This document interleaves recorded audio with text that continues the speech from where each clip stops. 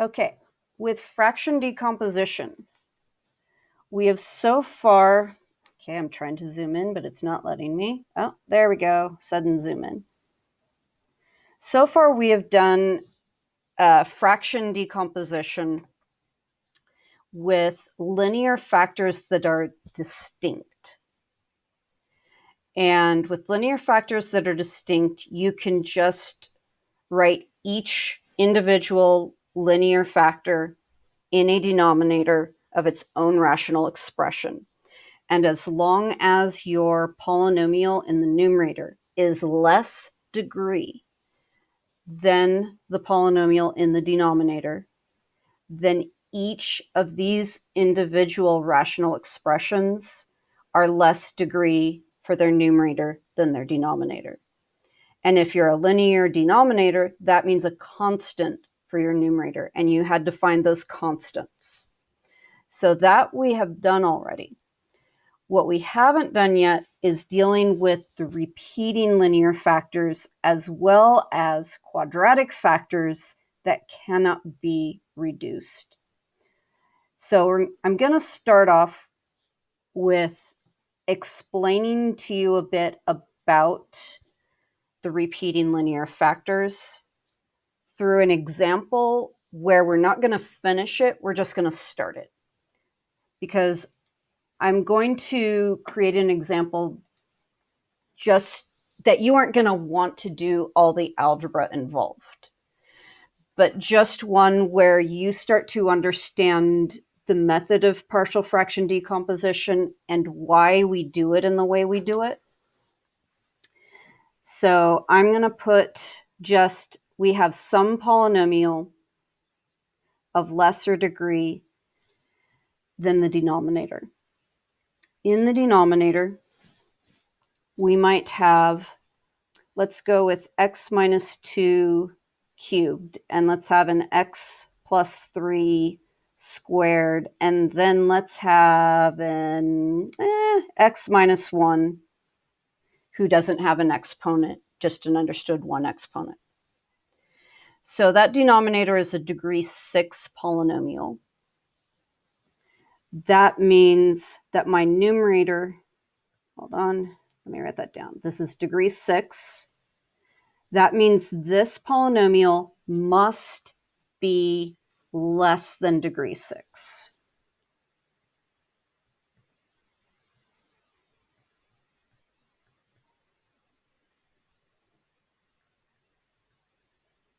So it is either a 5th degree polynomial or less. This can be rewritten, and I'm writing it a second time to be able to write it as an equation. You don't have to write it a second time.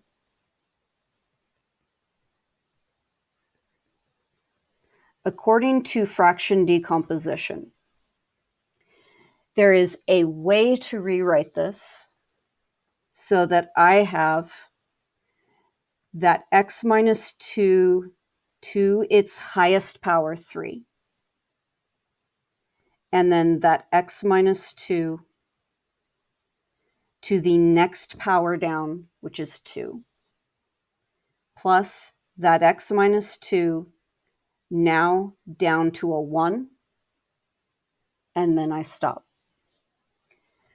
For my x plus 3 factor, who is squared, I have that I need to create a denominator of x plus 3 squared, and then go down a degree to x plus 3 to the 1, and once you reach 1, you can stop.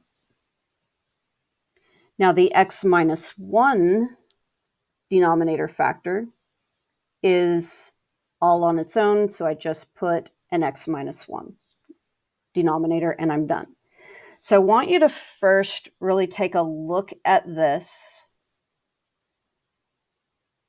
and see that these are the only possible denominators of rational functions that when I add them together and get that whole common denominator going, I will get this denominator. These are the only denominators possible. Does everyone see that so far? Okay. If at the core of these factors it is linear, and I include all of my every degree down. In other words, x minus 2 is linear. Shush, phone. X minus 2 is linear. It had multiplicity 3. So I needed to write it to the third power, second power, and first power. But at the core of all of those, I have a linear function at the core. As long as my numerator polynomial is less degree than the denominator polynomial, then this can be written with only constants.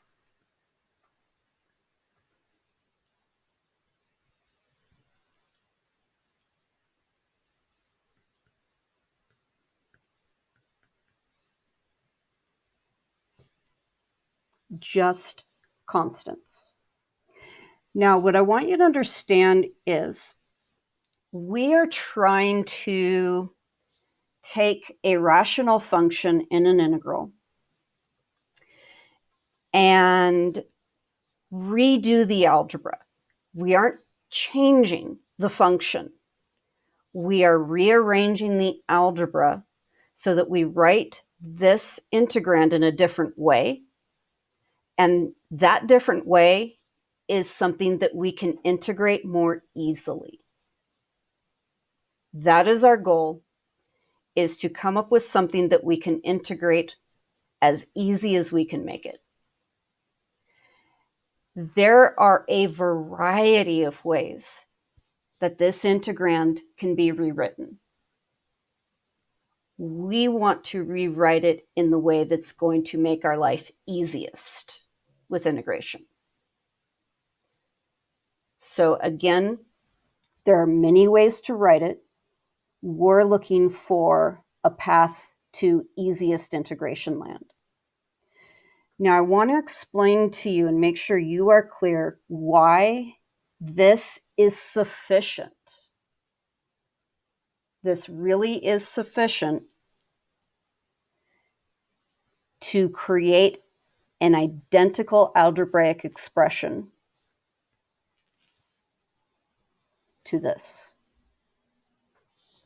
When I go through and I do my common denominator, I am going to have to multiply this a by my x plus 3 squared and my x minus 1. I'm not going to go through the math of this. I'm just wanting to point out to you what I actually get in my numerator when I do a least common denominator, which we're not doing. For b, I would need to multiply it by an x minus 2 times x plus 3 quantity squared times an x minus 1. For my c, I would need to multiply it by an x minus 2 quantity squared times an x plus 3 times an x minus 1. I'm going to stop right there. And I want you to take a look at c and what I have to multiply it by to get a common denominator. What degree is this polynomial that I blue highlighted? What is the degree of that polynomial?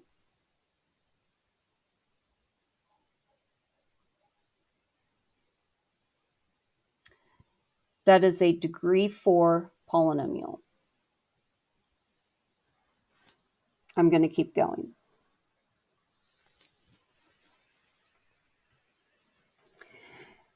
For d, in order to get its common denominator, I need to multiply by the entire x minus 2 cubed and the x minus 1. I'm multiplying it by a degree 4 polynomial.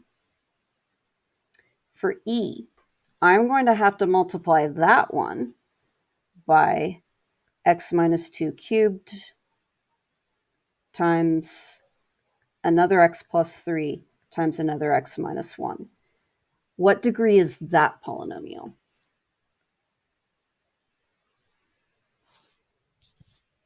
That's degree 5. And in fact, f is also going to have a degree 5 polynomial. It's going to have to multiply by an x minus 2 cubed and an x plus 3 squared. Again, a degree 5 polynomial.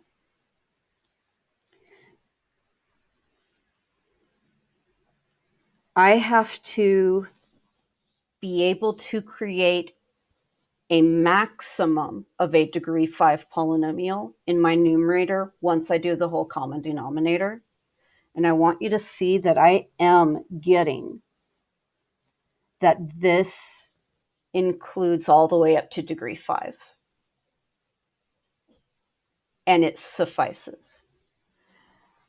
I want to also point out to you that if I was just dealing with, and now I'm going to change it, I'm going to do q of x, and I'm going to do just the x minus 2 cubed. If this is what I was trying to redo, I would need the degree of the polynomial, or of that denominator's factor. 3, 2, and 1. It is sufficient to have only constants above that. If I needed to find the common denominator, I would need to multiply this fraction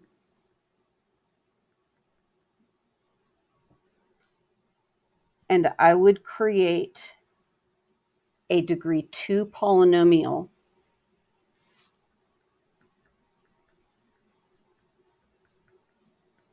So I've got a degree 2 polynomial, a degree 1 polynomial, and a degree 0 polynomial.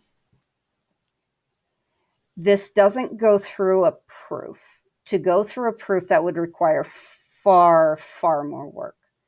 But I want to just give you evidence to help you see that it is very likely that this is sufficient. Because we're trying to break this down and go backward.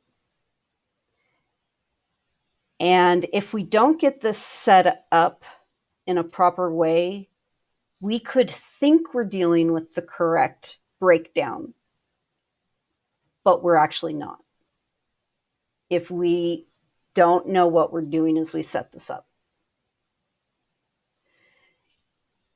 Do know that this will give you a legitimate and sufficient rewriting of the original rational function.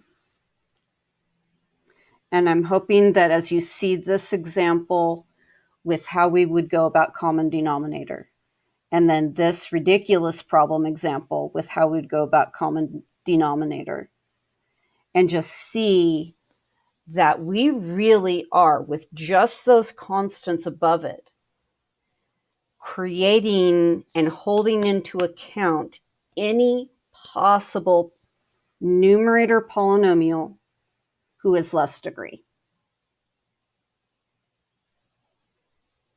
So the first thing is for you to feel comfortable with that aspect. Does everyone feel good about that? Okay. Then we're going to go through example 4.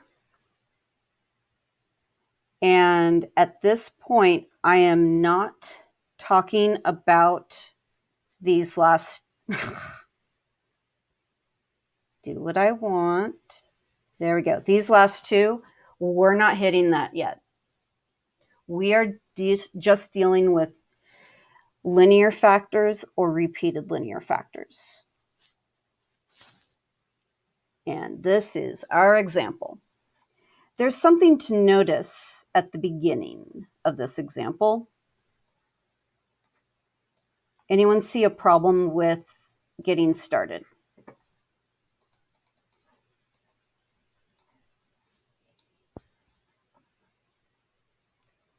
Am I ready for fraction decomposition? No. This is something you have to check every single time. If your numerator is not less degree than the denominator, you're going to have to do the division. And we're going to go through the division process. So I want you to see how much do you remember with division. I'm going to do the box division. It'll stay on a safer side. Everyone, start your division, see if you remember how to do it.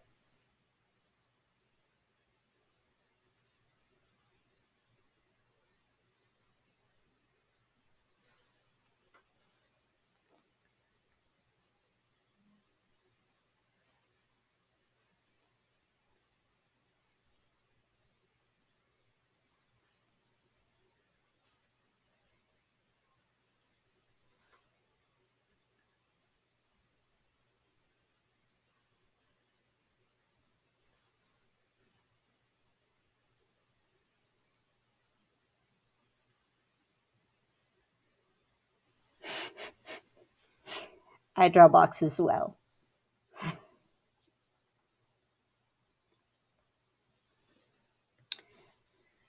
So I've got what I am dividing by.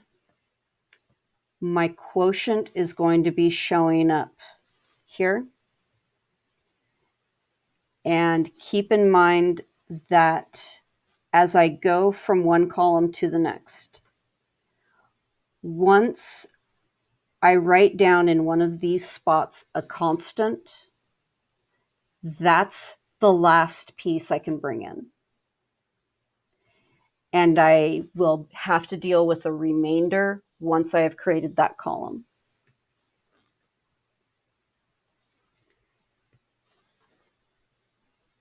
The numerator polynomial has to completely occur inside these boxes, and I need to add and get it as a total.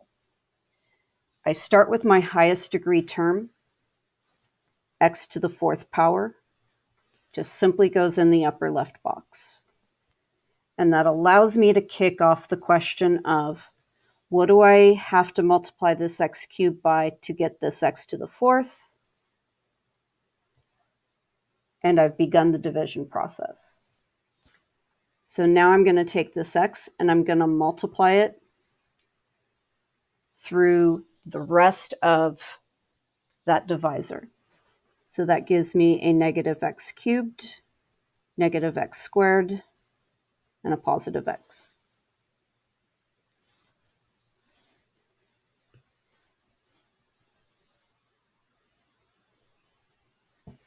Those two boxes need to add up to give me a total of whatever my x cubed variable is. But wait, there is no x cubed. So that means that I need these two to add to make 0x cubed, which means that this is going to have to be positive x cubed.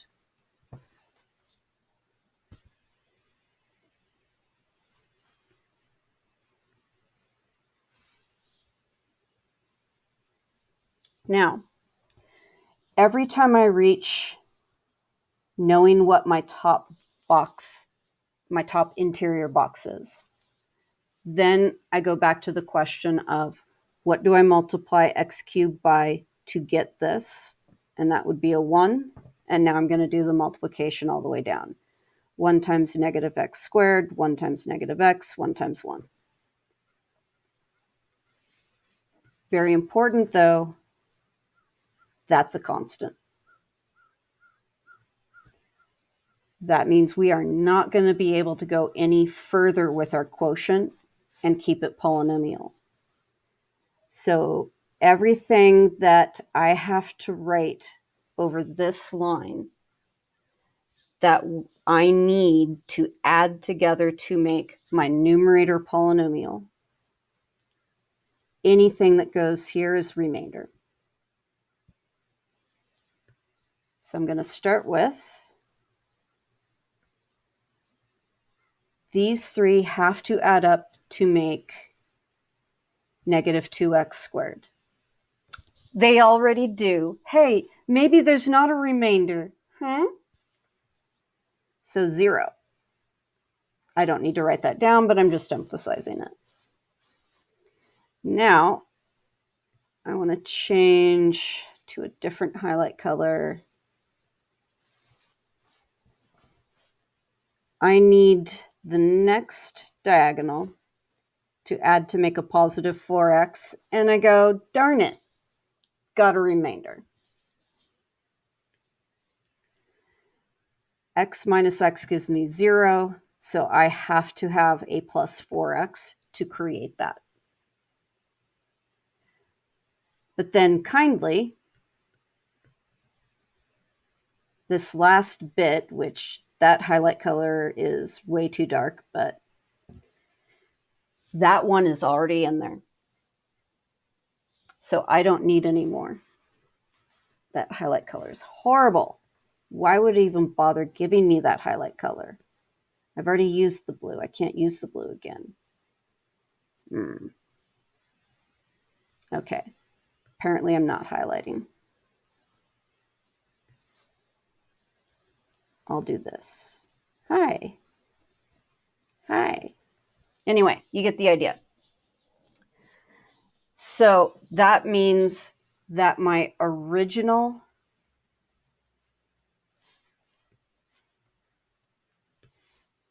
integrand is equivalent to an entire quotient of x plus 1 plus a remainder. And that remainder was not able to go through the division by x cubed minus x squared minus x plus 1. And all that I have in that remainder is a 4x. This is an identical expression to this. They are the same thing.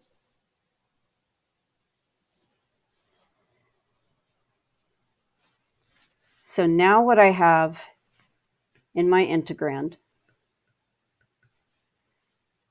I'm ready to integrate the x and the 1.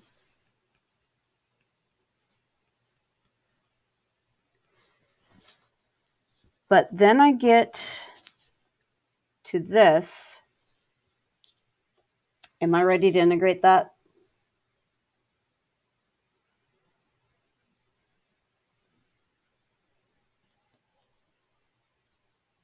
I'm not ready to integrate that, am I? Can you think of any way to integrate this piece right now as it sits?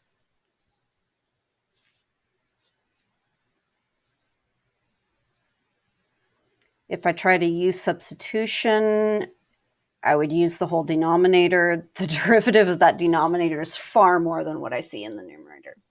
That's not going to make it happen. So now I'm going to turn to fraction decomposition to rewrite just this piece alone. I am now focused on this. And now I'm going to just push this over to the side. This is our new focus. I need to factor that denominator. Factoring third-degree polynomials is not straightforward. There isn't a nice way that it will work every single time. One way that you can go about it is to test numbers and see if you can find a number that makes that polynomial equal 0. Another fun trick that does work in this case, but does not always work,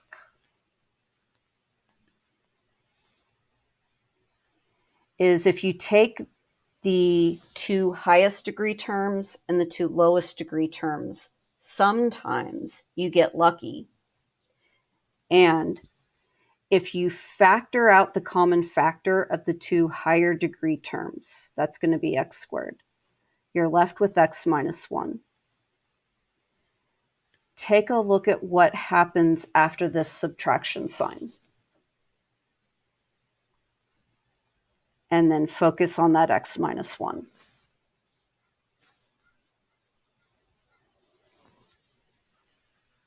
And I see a pattern of opposite sign with an x and a 1. But I need to create this identical factor. So I'm going to go minus parentheses, and then all of this becomes x minus 1. I want to repeat, this nifty trick does not always work. It sometimes works. From here, I have a common factor of x minus 1 over this subtraction sign. When I divide both of these terms by x minus 1, that will leave me with an x squared minus a 1.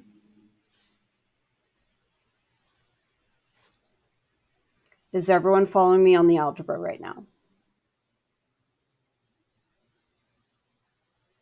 Because I need you to let me know if you're not following me on this. Okay.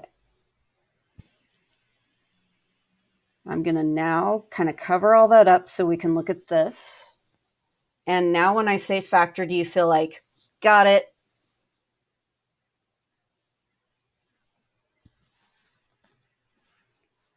I have x minus 1, and x squared minus 1 is x plus 1 times x minus 1.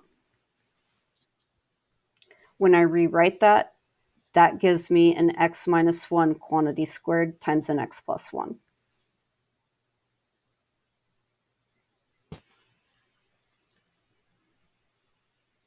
So now I'm going to come over here, and I'm going to go, this rational function is the same thing as having denominator x minus 1 quantity squared times x plus 1. And now I'm going to put everything else to the side. And I'm going to look at, finally, now we have gotten to the fraction decomposition that's new. So here we go. At the core, I have a linear factor, and that linear factor is being squared. That means that as I decompose the rational expressions who would add together to give me this rational expression, one of the denominators could have been an x minus 1 quantity squared. Another denominator could have been an x minus 1. And finally, a third denominator could have been x plus 1. I have exhausted my possibility of denominators of rational expressions who would add up to make this rational expression. Now, I have to ask myself, what is the maximum degree polynomial necessary for each numerator?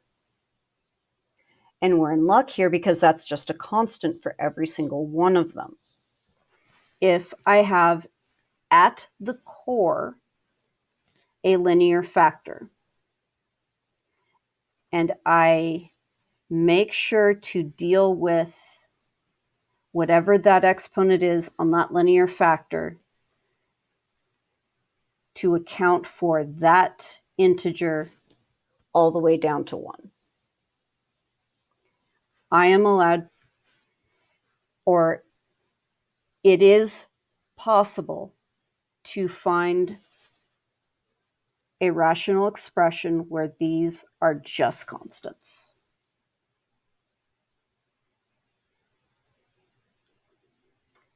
I'm going to pause for a moment and I want you to take a good look. Do you feel comfortable with the fact that there has to be an expression in that form?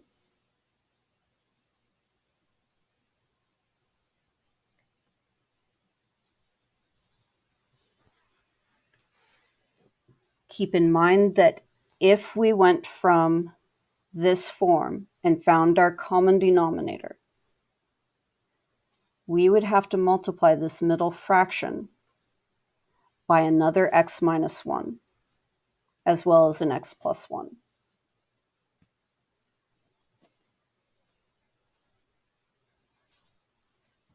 I would have to multiply this third fraction by an x minus 1 quantity squared.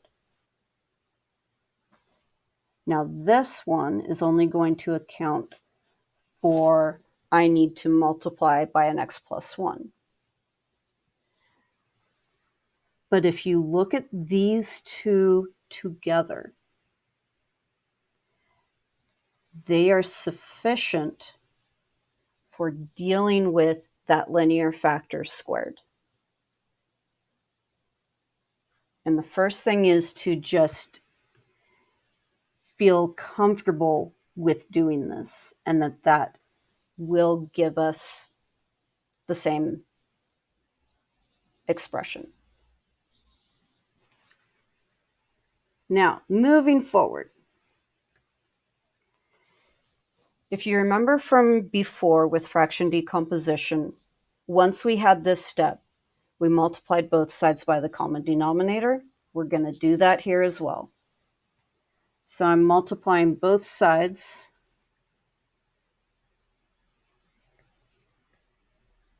by quantity x minus 1 squared times x plus 1.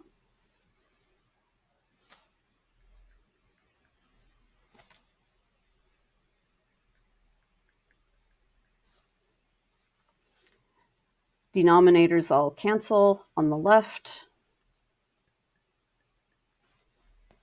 Then on the right, I need to distribute over each of the three terms. For my first term, x minus 1 squared cancels, leaving me with an extra x plus 1. Then my addition,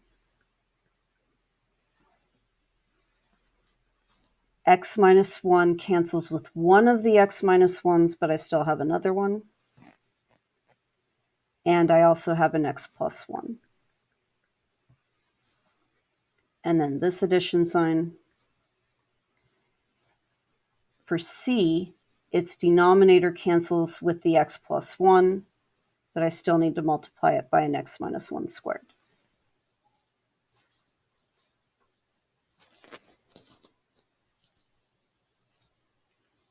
And now I'm going to move this up to look at just this piece.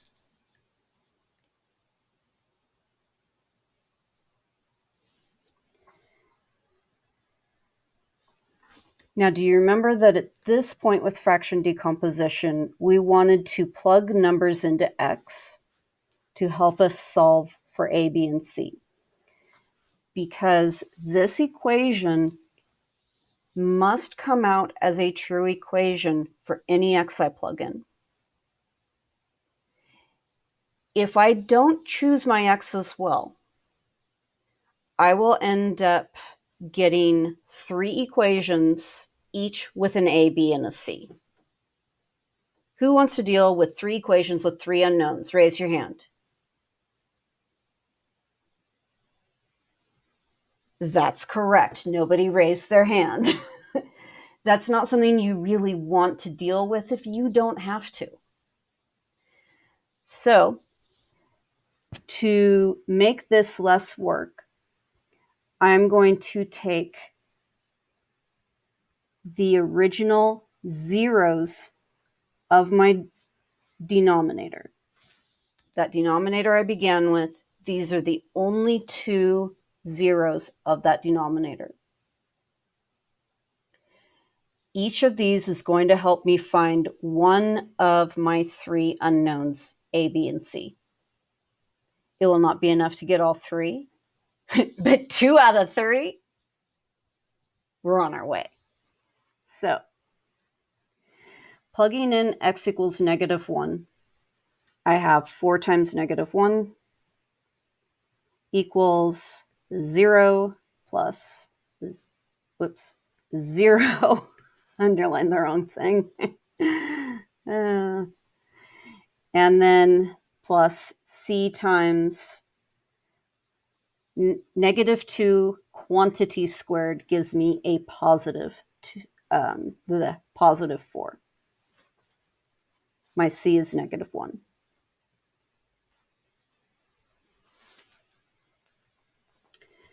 When I plug in x equals 1,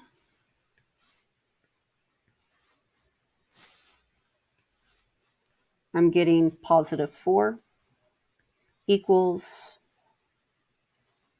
a multiplied by 2 plus 0 plus 0.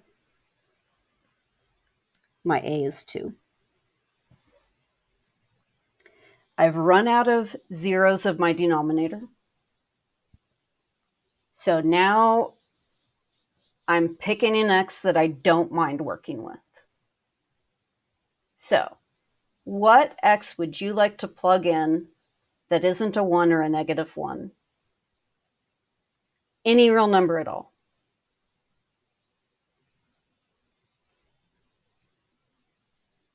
What number would you like to plug in?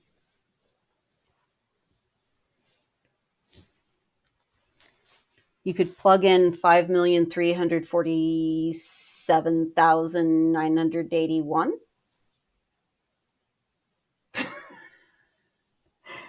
There we go. 0. 0 is your best bet. But you can plug in anything you want.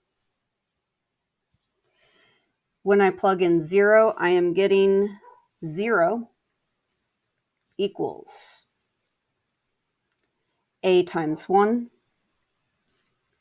plus, when I plug in 0, I am getting -1 times +1 times b.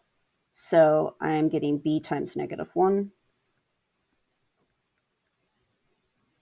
And then c is multiplied by a +1 when I square my -1. I have 3 unknowns, but I know 2 of them already. Ha ha ha! So 0 equals, replace a with the number 2, and then minus b, and replace c with a -1.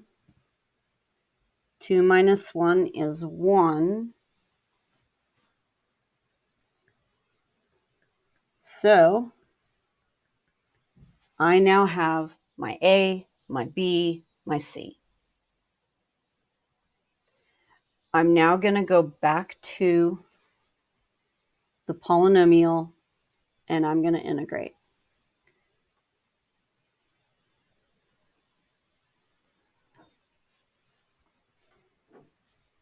A is 2.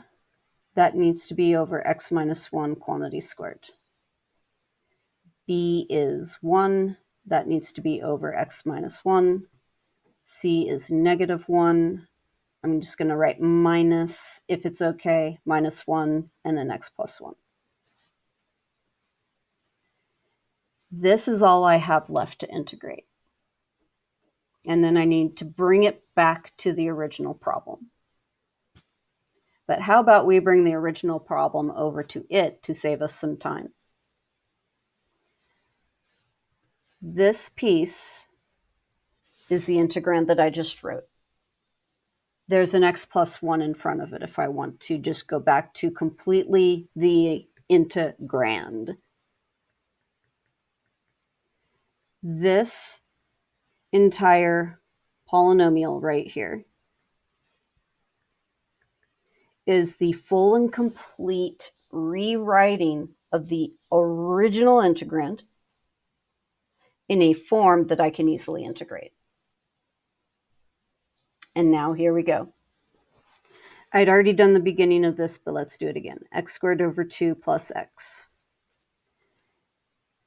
Then I have constant multiple 2 times, and then we're going to do a u equals x minus 1, and then I'm integrating 1 over u squared.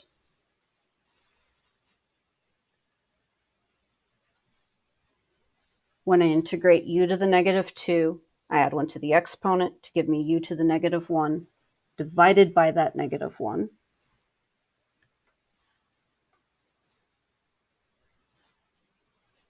So I'm getting negative 1 over u.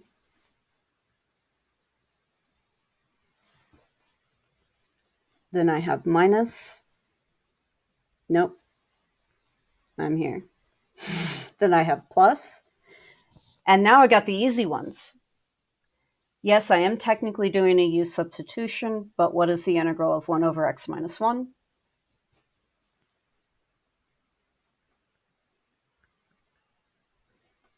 And then minus, and the integral of 1 over x plus 1. And finally plus c. And that is officially the answer to my integral.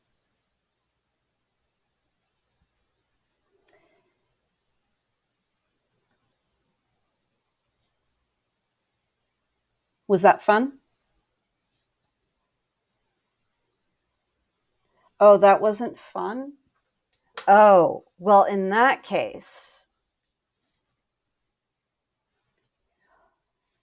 what do we do if we have factors that are quadratic and we are unable to, in the real number system, factor them?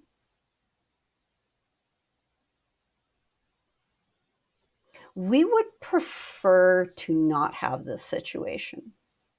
We really would prefer not to. When we run into this situation with quadratic factors that cannot be factored into a pair of linear factors, we may want to turn to trig substitution. And I will repeat that. We may actually want to turn to trig substitution. And this is a place where people will differ on what technique they choose to use. We're going to be looking at some examples of how to manage these, but I'm not going to get through an example right now with under 10 minutes to go. So what I'm going to do is just start off with how would I just go about rewriting these and not do a full example.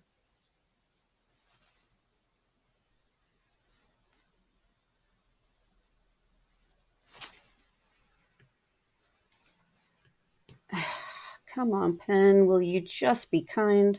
Thank you. All right. And now it says, no, I won't. All right. I'm just going to say p of x is a polynomial that is less degree than whatever denominator I write. Oh, come on. Just...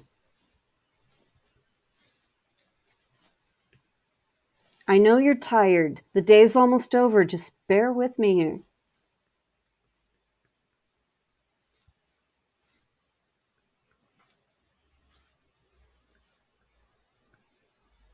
All right, I've got two quadratic denominators.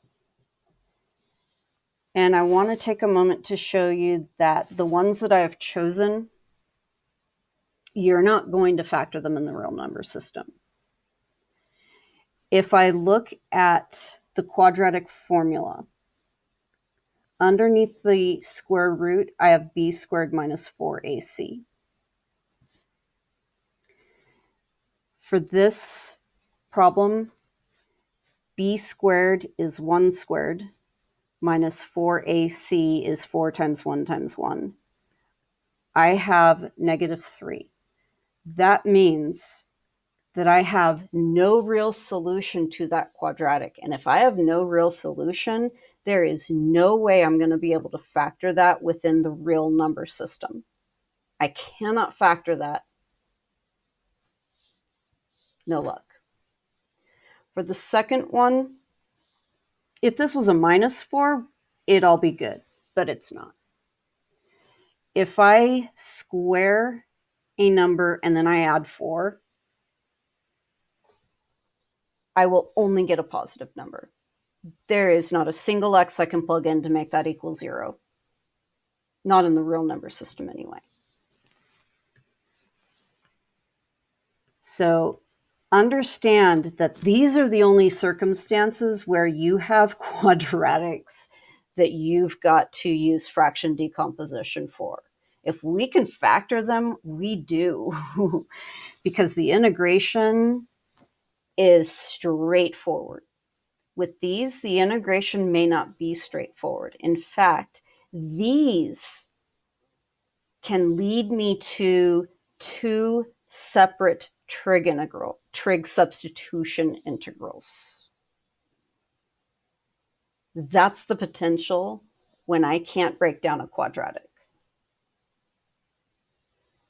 Here we go.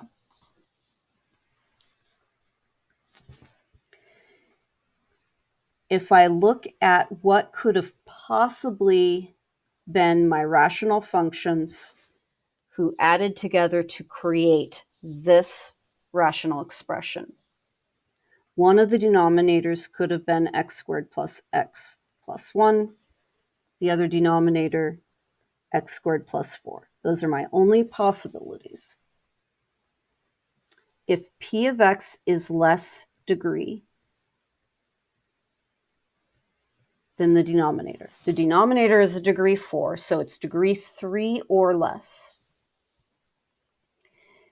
What do I need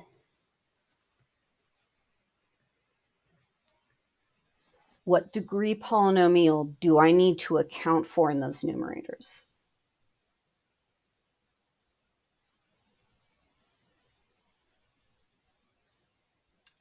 I have to account with a degree 1 for each. Degree 1 numerators will give me 1 degree less than my degree 2 denominator. I don't know the constants a and b.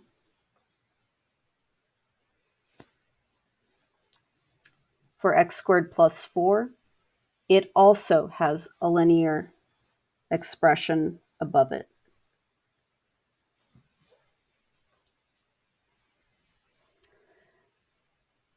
So I want you to just take a moment to think about this is legitimate. There is some linear numerator for x squared plus x plus 1 and some probably different numerator above x squared plus 4.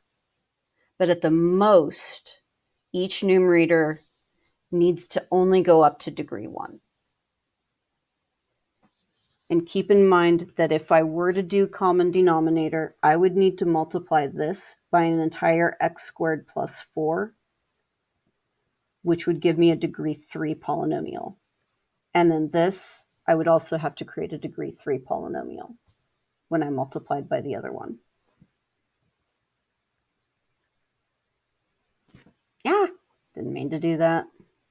I reached the edge. Okay, now, here's what I want you to realize. Are you ready? When I multiply both sides by my common denominator, I have 4 unknowns to solve for, and I have no zeros to plug in.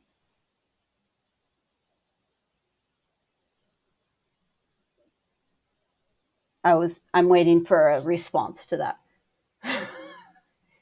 I have no zeros in that original denominator that I'm going to nicely be able to plug in. I will go and multiply both sides by the common denominator, that'll give me P of x equals an ax plus b multiplied by an x squared plus 4, a cx plus d multiplied by an x squared plus x plus 1. I have 4 unknowns and not a kind 0 to plug in. Even if I plug in x equals 0, I've got 4. So what I don't have time to show you today, that I will be showing you later, is there is a way to manage this. And it goes back to a very old algebra rule.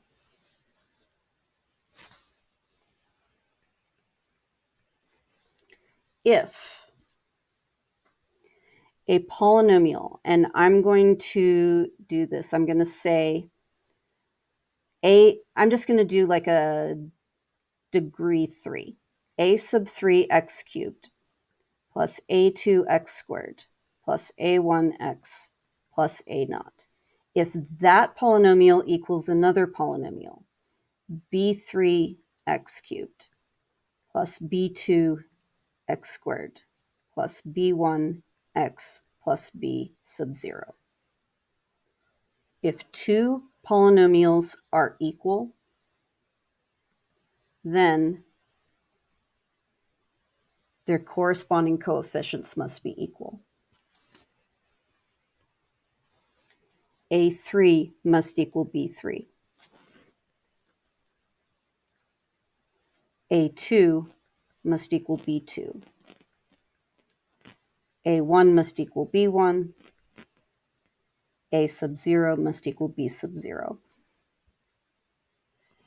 And that gives me a really good chance of being able to mix and match some equations where I don't have all 4 variables at once.